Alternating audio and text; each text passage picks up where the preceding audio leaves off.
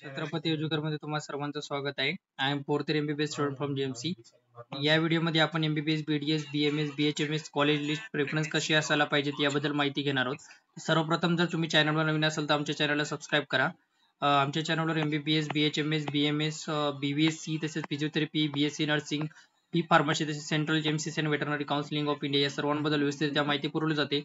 त्यामुळे जर चॅनलवर नवीन असेल तर नक्की सबस्क्राईब करा. आता सर्वप्रथम तुम्हाला सांगतो, कॉलेज हे आयुष्याचा सर्वात महत्त्वाचा घटक राहतो, कारण की तुम्हाला बघा 5 वर्ष तिथे काढायचे आहेत. त्यामुळे कॉलेज जे प्रेफरन्स लिस्ट टाकत असताना त्यावेळेस खूप काळजीपूर्वक कॉलेज लिस्ट टाका. कारण कसं माहिती आहे का, पुढचे 5 वर्ष तुम्हाला तिथे काढायचे आहेत आणि तुमचं पूर्ण भवितव्य पण त्याच्यावर डिपेंड करत असतं. तुम्ही कॉलेज कुठून करता काय नाही, तुमचं सगळं बॅकग्राऊंड त्या कॉलेजवर डिपेंड असतं. तुमचं पुढचं भविष्य पूर्ण कॉलेजवर डिपेंड आहे. त्यामुळे कॉलेज लिस्ट टाकता वेळेस खूप काळजीपूर्वक टाका. कारण कशी पण कॉलेज लिस्ट उचलून टाकू नका, जसं भेटलं तसं आणि मला जे भेटलं ते मी करायला तयार आहे तसं नका करू. व्यवस्थित कॉलेज लिस्ट टाका. कॉलेज लिस्ट जर तुम्हाला व्यवस्थित जर कॉलेज भेटलं तर तुमचं भवितव्य सेफ राहतं पुढे चालून. तुम्हाला चांगले मार्क असतील आणि तुम्ही कसे पण कॉलेज टाकले तर तुमचा लॉस होऊ शकतो. बऱ्याच विद्यार्थ्यांचं असं झालेलं आहे, त्यांनी कॉलेज लिस्ट तयार करतात पण उलट टाकतात, तर त्यामुळे त्यांचा लॉस होतो.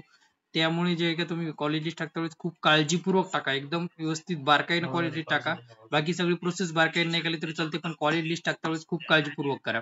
तर चला बघा, कॉलेज लिस्ट मध्ये काय काय असायला पाहिजे याबद्दल माहिती करून घेऊया. कॉलेजमध्ये बघा, तुमच्या कॉलेज लिस्टमध्ये कॉलेजला पेशंट फ्लो असायला असावं कॉलेज तुमच्या कॉलेज लिस्टमध्ये असायला पाहिजे. कॉलेज सिटीमध्ये असावं. बघा, कॉलेजला पेशंट फ्लो असल्याशिवाय तुम्हाला जे आहे का, पेशंट एक्सपोजर झाल्याशिवाय तुम्हाला क्लिनिकल थिंग कळणार नाही. मेडिकल फील्डमध्ये खूप साऱ्या क्लिनिकल थिंग असतात, ते जोपर्यंत तुम्ही पेशंट पाहत नाहीत का तोपर्यंत तुम्हाला ते समजत नाहीत.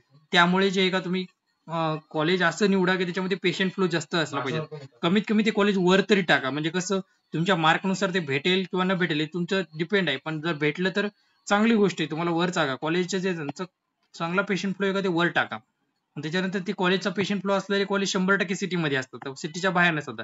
जेवढे कॉलेज आहेत का त्याच्यामध्ये कॉलेजच्या सिटीमध्ये असणं खूप गरजेचं आहे. एमबीबीएस साठी तेवढा प्रॉब्लेम येत नाही. याच्यामध्ये एमबीबीएस प्रायव्हेट मध्ये येतो हे प्रॉब्लेम, पण गव्हर्नमेंट मध्ये येत नाही. पण एमबीबीएस सिटी जे बीएमएस चे कॉलेज आहेत का, यामध्ये हा खूप मोठा प्रॉब्लेम आहे.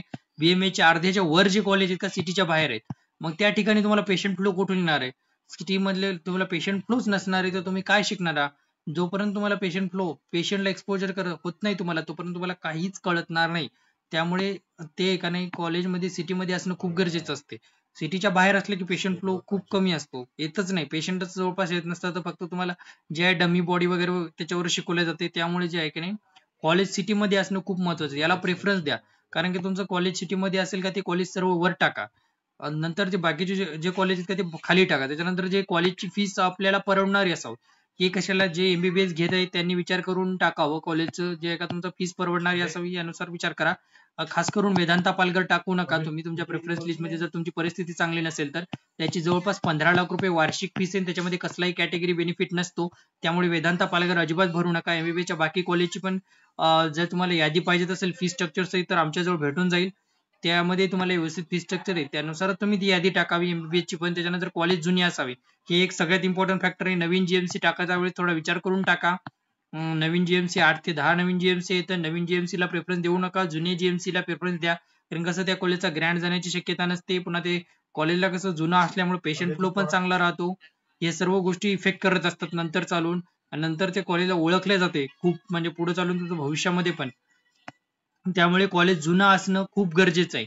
त्याच्यानंतर जे इन्फ्रास्ट्रक्चर चांगलं असावं हे पण इम्पॉर्टंट आहे. कॉलेजचं इन्फ्रास्ट्रक्चर असं, तुम्हाला जीएमसी मध्ये तर इन्फ्रास्ट्रक्चर चांगलं भेटणं खूप क्वचितच भेटणार आहे. काही काही जीएमसीच इन्फ्रास्ट्रक्चर चांगलं आहे. बाकीच्या बऱ्याच जीएमसीचं इन्फ्रास्ट्रक्चर तेवढं व्यवस्थित नाहीये जेवढं तुम्हाला पाहिजे ते.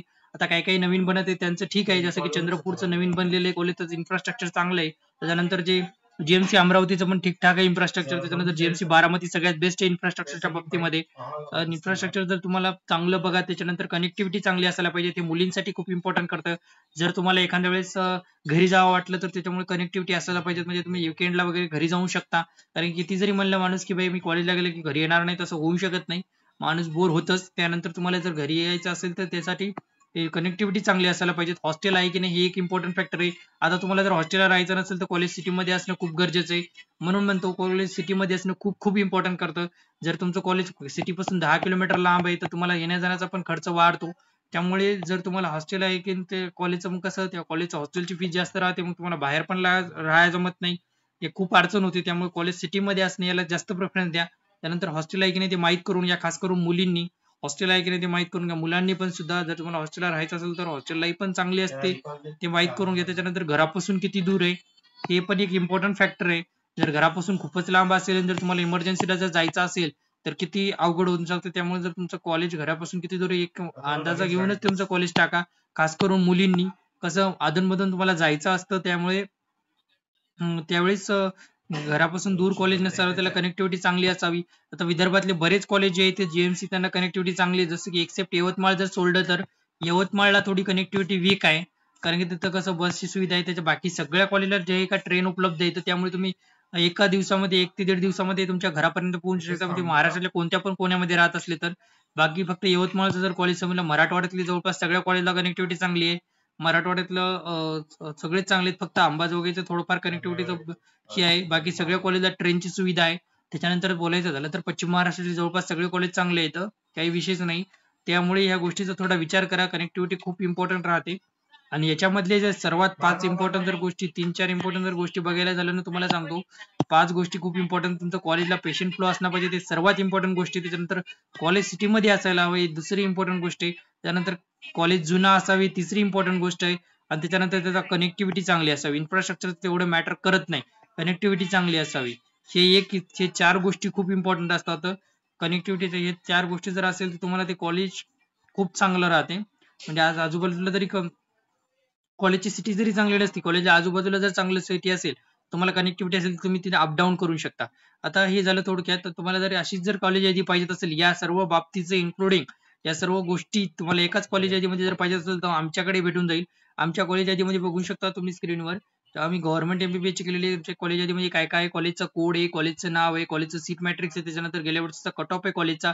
ही गव्हर्नमेंट एमबीबीएस ची प्रायव्हेट एमबीबीएस ची बघू शकता तुम्ही. कॉलेज कोड कॉलेज नेम कॉलेजचं सीट मॅट्रिक्स त्याच्यानंतर fee structure category wise fee structure आहे. त्याच्यानंतर कट ऑफ आहे गेल्या वर्षीचा रँक नुसार. त्याच्यानंतर फोन नंबर या सर्व बाबतीत तुम्हाला एका ठिकाणी. त्याच्यानंतर हॉस्टेल फीस प्रायव्हेट बीएमएस ची पण आमची यादी जवळपास तयार आहे. थोडं फोन नंबर वगैरे ऍड करायचे राहिले तर पण बाकी पूर्ण यादी तयार आहे. कारण कसं बीएमएस ची कॉलेज प्रेफरन्स लेट सुरू होती म्हणून मी त्याच्याकडे थोडं लक्ष घातलेलं. सध्या एमबीबीएस पीडीएस ची केलेली आहे मी तयार. तर बघा प्रायव्हेट बीएमएस कॉलेजची पण यादी एकदम व्यवस्थित आहे. गव्हर्नमेंट बीएमएस ची पण कॉलेज एकदम भारी आहे आमच्याजवळ त्याला भेटून जाईल. त्याच्यामध्ये काय कॉलेज कोड आहे कॉलेज नेम आहे त्याच्यानंतर कॉलेजचा फोन नंबर आहे कॉलेजचं सिटीपासून डिस्टन्स किती आहे बघा हे बघू शकता. एसएमबीटी आयुर्वेदिक महाविद्यालय 35 किलोमीटर आहे. त्याच्यानंतर ज्ञानेश्वरी आयुर्वेदिक कॉलेज संभाजीनगर 4.5 किलोमीटर आहे सिटीपासून. या सर्व गोष्टी तुम्हाला एका ठिकाणी. त्याच्यानंतर सीट मॅट्रिक्स त्यानंतर जे कॉलेजचा फोन नंबर त्याच्यानंतर गेल्या वर्षीचा ओपन कॅटेगरीच्या विद्यार्थ्याला किती रँक पर्यंत भेटलं होतं म्हणजे त्याच्यातून तुम्हाला भेटून शकते ना तुमच्या कॅटेगरीमध्ये तुम्ही आयडिया करू शकता. त्यानंतर कॉलेजचं फी स्ट्रक्चर पूर्ण एकदम अशी व्यवस्थित माहिती आहे. आणि ही जी यादी आहे का मी कॉलेजच्या कट ऑफ नुसार अरेंज केलेली आहे. पहिले 20 कॉलेजला नंतर बाकी सगळ्या कॉलेजचा कट ऑफ जवळपास सेमच आहे. तर त्या कॉलेजमध्ये मी त्याचं डिस्टन्स नुसार अरेंज केलेले आहे. तुम्ही तुम्हाला जर पाहिजे असेल तुम्ही आमचे संपर्क साधू शकता. बीडीएस ची पण आहे माझ्याजवळ. BDS private college Chhatrapati education तुम्ही बघू शकता. ही पूर्ण अशी यादी आहे. याच्यामध्ये कॉलेजचं नाव आहे कॉलेजचा फोन नंबर आहे त्याच्यानंतर गेल्या वर्षीचा ओपन कॅटेगरीचा कट ऑफ किती होता ते पण आहे. त्याच्यानंतर फी स्ट्रक्चर पण आहे. ही सर्व माहिती एका ठिकाणी आहे. म्हणजे तुम्हाला कुठे पण परेशान व्हायची गरज नाहीये. हे सर्व बीएमएस गव्हर्नमेंट कॉलेजची पण यादी आहे. आता बघा यांचं फी स्ट्रक्चर जे आहे फिक्स राहते. तर हेच कॉलेज यादी टाकता वेळेस या 4-5 गोष्टीचा नक्की तुम्ही विचार करा. कारण की कॉलेज टाकताना सर्वात इम्पॉर्टंट प्रोसेस राहते काउन्सिलिंग प्रोसेस मधली कॉलेज निवडणं. कारण की कॉलेज कसे पण टाकून मोकळं व्हायला जमत नाही. कारण की तुम्हाला पुढचे 5 वर्ष काढायचे तर त्यामुळे कॉलेज जे आहे का खूप खूप इम्पॉर्टंट राहणार आहे तुमच्या पुढच्या 5 वर्षाच्या लाईफ मध्ये. त्यामुळे कॉलेज यादी भरता वेळेस खूप काळजीपूर्वक भरा. बाकी तुमची कोणती प्रोसेस जर चुकली तरी चालते पण कॉलेज यादी चुकता कामा नये एवढं लक्षात असू द्या. या व्हिडिओमध्ये एवढंच. व्हिडिओला लाईक करा चॅनलला सबस्क्राईब करा. आणि जर तुम्हाला या व्यतिरिक्त काही डाऊट असेल तर तुम्ही आमचे संपर्क साधू शकता किंवा कमेंट करू शकता. धन्यवाद.